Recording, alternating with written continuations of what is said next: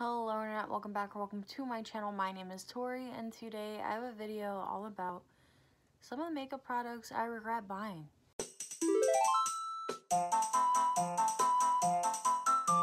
Before we jump into it, I do want to say my goal for this year by the end of the year is to hit 500 subscribers, so don't forget to make that red button gray.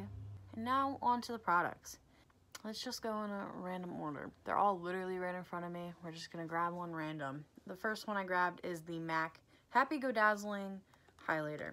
So, this is, I wanna say I picked this up in 2017, 2016. I knew MAC was not cruelty-free at the time. I've pretty much been a cruelty-free / transitioning cruelty-free YouTuber since beginning of 2018. Pretty much ever since I got my, oh, you can't see her because of the chair, my Floofy Doofy Rabbit, I felt that it was hypocritical for me to own brands like this that sell in China. And even though their packaging says they don't test on bunnies, it's China law that their products get tested on bunnies. You know, it still counts. It still counts. Even if the government making you do it, it still counts. Because you're choosing profit over animals. But anyway. So, I knew I shouldn't have bought this, but I found it in a Plato's closet, saw it was brand new, and I don't remember what they charged for it. I think they only charged like $12 or $15, maybe, something in that range, and I don't know how much these highlighters go for, but I know it's not $12 or $15, it's probably like 38 to like 40 range. So, when I saw it, I was thinking, man, I have to have it just because it's MAC. And because of holiday packaging. So, got suckered into that. It's definitely not a shade I wear a lot, really, if ever. It's just, it was a dumb purchase. It was a dumb purchase. Next, we'll talk about this one. So, I only brought out one item, but this is just for what this stands for as a whole. Medusa's Makeup Subscription Box. So, I was like, you know what, I'm finally going to try a subscription box. Like, I can't wait. I want to try stuff from this brand.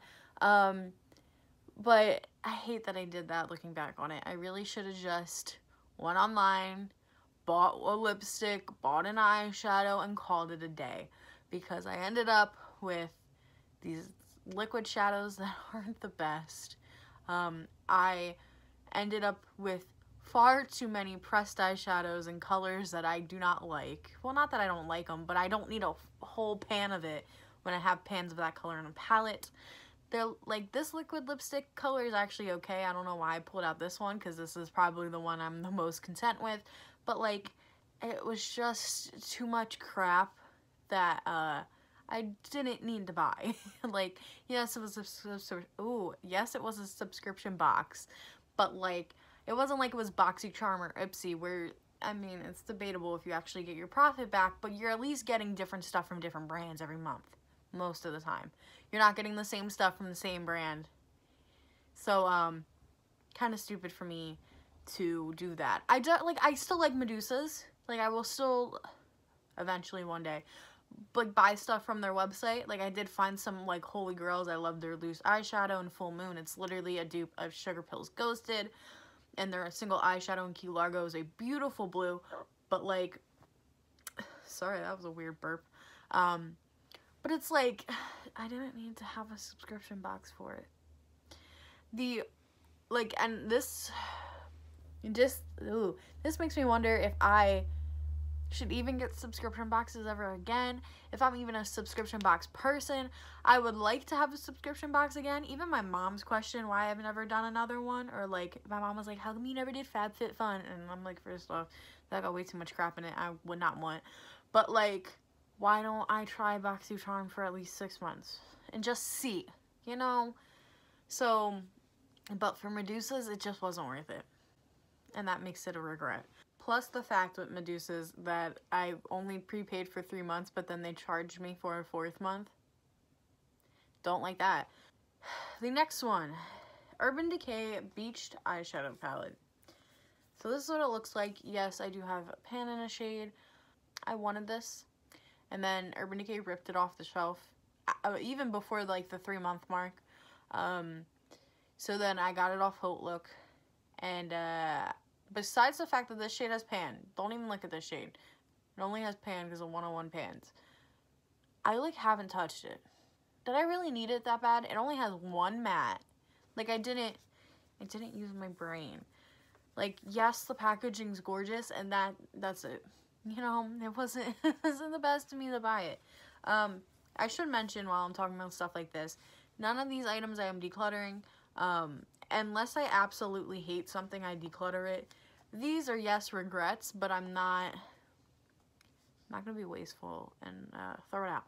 So I am going to pan this stuff, hence why the one shade has pan, but definitely wasn't the brightest decision, just like this one. So this is the Kylie Cosmetics highlighter and cotton candy cream.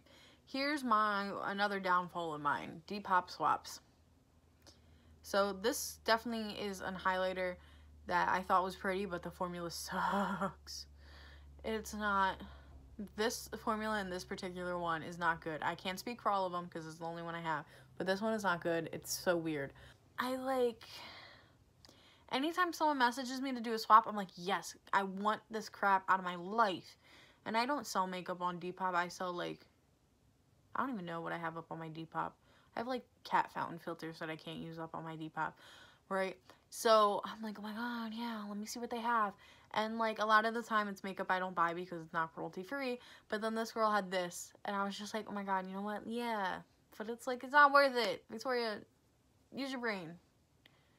That's how you know I get annoyed with myself when I call my own self Victoria. Next is an Anastasia Beverly Hills lipstick in Soft Touch. So the top looks a little different because I blended it with something. But this was a, like, TJ Maxx or Marshalls purchase, and I just bought it because it's ABH. I've used it not a lot because of the fact that I don't really like the color, but I really just bought it because it was ABH, and that's, you know, not wise. Next is also a similar thing. This is the Lime Crime Pocket Candy. I bought it because it was Polly Pockets. Loved Polly Pockets. I had really tiny Polly Pockets as a kid. Like, I loved them. But, like, this, it was smelling. What did it used to smell like? It used to smell like literally like death.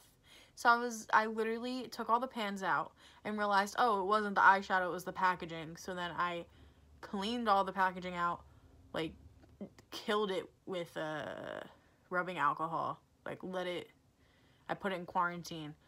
And then it stopped smelling. So it was the glue. And then I put them all back in. Since then, I haven't had any problems with it, but, like, I don't like this color story.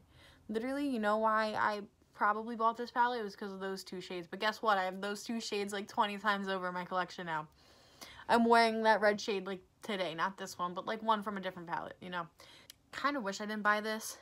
Or if I did buy it, maybe if I just bought it as, like, a collector's piece, I wouldn't have been mad. But I don't collect makeup to display it like that. It's just not wise, not wise, not wise. Next one is the Wet n Wild foundation. So this is Shell Ivory. Originally, I had porcelain, and I hated it. And then I thought I liked it because a lot of people were raving about it. And I was like, oh, maybe it's just because I have the wrong shade. If you watched any of my other videos before, you know I have a hard time matching foundation shades. So it doesn't matter if it's the wrong shade because it's most likely not going to match, right? So I was like, okay, maybe this one's a better fit. This one doesn't match either. Not to mention the fact that I realized I hate this formula. I don't know why I thought I liked it for a time being. It sucks. Not to mention the fact that Wet n Wild is no longer cruelty free. This clings into my pores so badly, and I have so many pores. They're so jumbo wumbo. Even if I fill them with silicone, this still goes in there. So it's just, why did I do this, you know? Why did I torture myself and buy another one? The second to last thing is an Urban Decay lipstick in the shade Spellbound. I just wish I didn't buy the shade. I bought it because I liked Kristen Leanne at the time. Now I'm not so fond of her. Yes, I still do own a signed palette from her, but questionable at best. Like, why did I buy this shade as a bullet lipstick? I've only really ever worn this on, like, Halloween's, so it just doesn't get used for me. because it's a bullet in this shade. And now the last palette. The last palette actually was a gift. So it was a gift from my mom for Christmas last year, and I regret asking for it. This is the ABH Curly Bible palette. Sorry if the packaging tripped you out. I know it tripped me out at first. So the reason I wanted this palette was because the red, and this color. The palette kind of looks used, kind of, just barely. I don't like it. I really don't. Like, this whole top row, Bible, love it. Medallia is your basic pink with purple reflect in it. But, like, all these are too dark for me.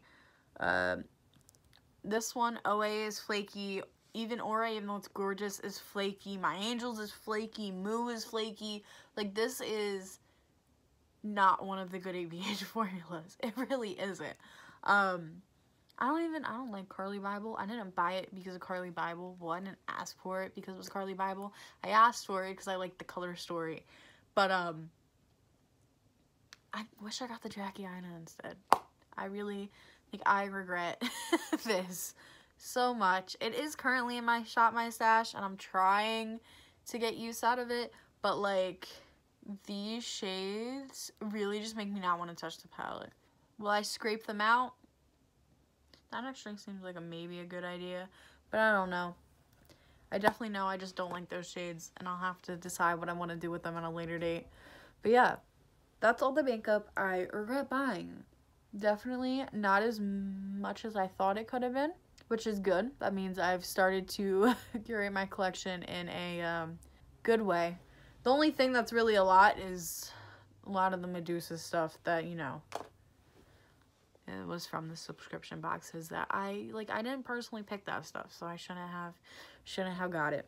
Not too much, but definitely stuff that I wish my noggin was a little turned on, you know what I mean? I've noticed now that I'm less deadly in, like, Marshalls and TJ Maxx, even though I really have only been there, like, 2 times this year. I've gotten better at using my noggin before I buy, or, like, having a cart open for, like, 4 to 5 days to make sure I actually want to buy it and not just impulse buys. But yeah, that's all the current makeup I regret buying. Let me know if you would want to see another one of these next year sometime. I don't know if I'll do Vlogmas again next year. I think that this year we just got lucky because I have so much extra time on my hands. But yeah, let me know if you have any makeup you regret buying down in the comments below. And peace out, Girl Scout.